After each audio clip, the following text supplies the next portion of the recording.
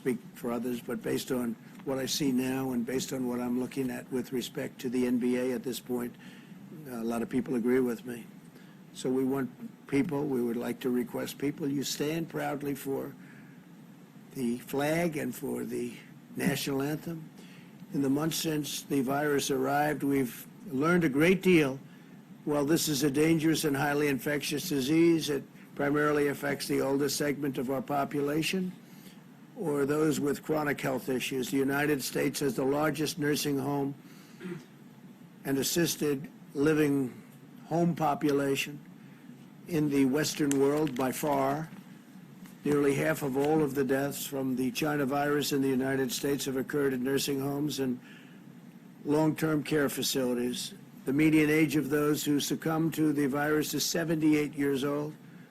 These findings underscore that all Americans must continue to apply extreme vigilance in protecting our elderly population and those with chronic conditions. Outcomes are very different for younger Americans without serious health issues, tremendously different. They can often expect mild or moderate symptoms or even no symptoms whatsoever. They have very strong immune systems. We've learned even more so than we ever thought. In a typical year, approximately 5 times as many Americans under the age of 65 die from heart disease as have so far been lost to the coronavirus from the same age group. That's an interesting statistic. Plus, blessedly, children appear to face the lowest risk of all. It's 99.995% of all fatalities are adults. Think of that, 99.95. That is extremely close to 100% of all fatalities are adults. Children often have only mild symptoms, and medical complications are incredibly rare, very, very, very rare. Those that do face complications often have underlying medical conditions. In each of the last 5 years, the flu resulted in more deaths of those under 18 in the United States than have been lost thus far to coronavirus by far. The flu. The flu does kill young people. Given these considerations, we believe many school districts can now reopen safely, provided they implement mitigation measures and health protocols to protect families, protect teachers, and protect students.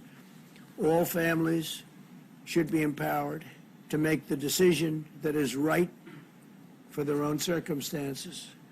This is especially important if a child has underlying health conditions or lives with a parent or grandparent who is at a high risk.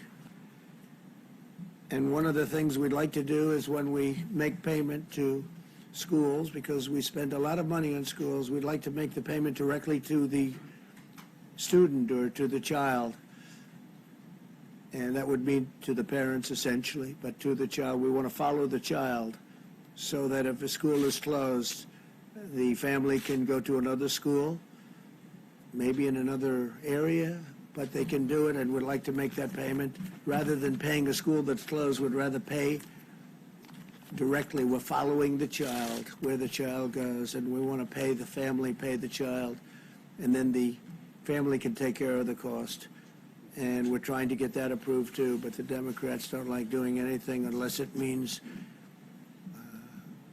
doing for the union, which controls Nancy and controls Chuck 100%. And I have nothing wrong with the union. I have great respect. Very few people do I respect more than a great teacher. It's a tremendous talent. They're really underappreciated.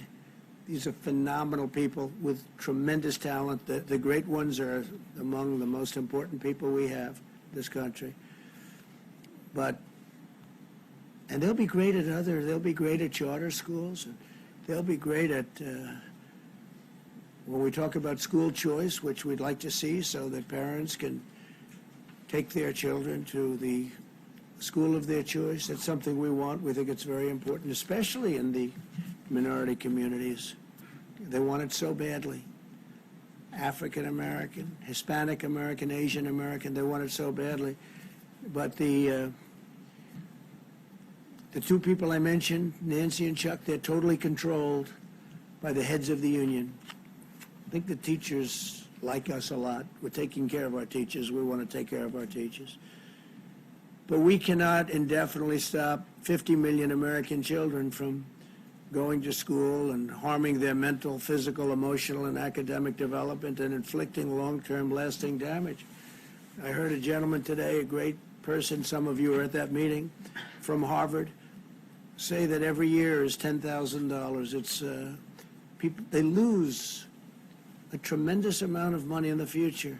Mentioned $10,000. And I think he was talking about on a yearly basis. They lose a lot by every year of education that they lost. Every year they gain $10,000. And when you have students sitting at home playing with a computer, it's not the same. That's one thing we've learned for sure. It's not the same, can never be the same as being in a classroom.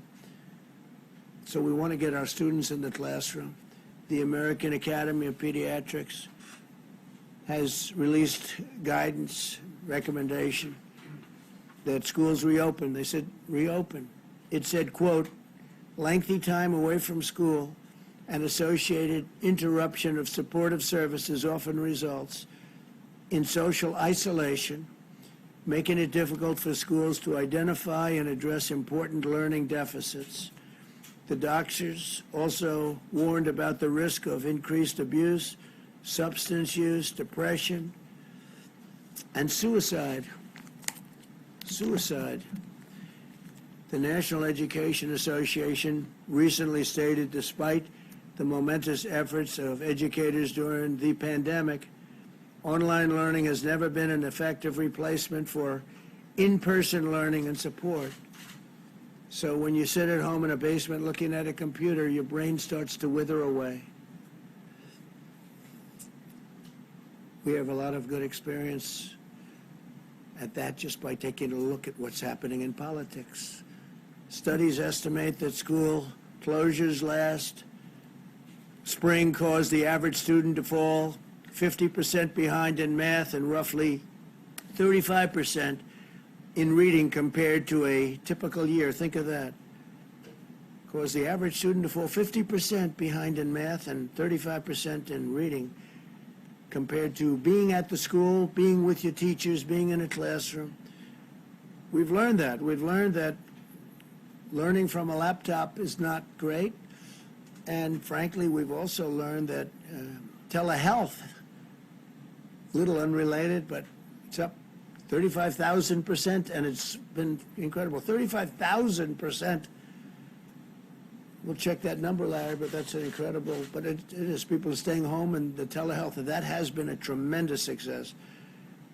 We've learned those two things during this period of time with the plague coming in, and those are two things we know. School closures harm low-income students the most because they have less access to high-quality remote learning. They don't have computers and less resources for academic support. All schools should be making plans to resume in-person classes as soon as possible. To support the reopening of America's schools, we provided $13 billion in elementary and secondary schools toward the CARES Act and CARES Act funding. We're giving CARES Act funding, the vast majority of which remain available for states to use. So a tremendous amount of money, $13 billion. That's the CARES Act funding, and we're giving a large portion of that for states to use. Today I'm pleased to announce that we will provide up to 125 million reusable masks to various school districts all around the country. My administration also stands ready to deploy CDC teams to support schools that are opening and schools that need help in safety and in order to safely reopen. Finally, today my administration is highlighting general recommendations for all schools and guidance to protect high-risk teachers and students. We're working very, very closely with many of the schools and school districts throughout the country. They include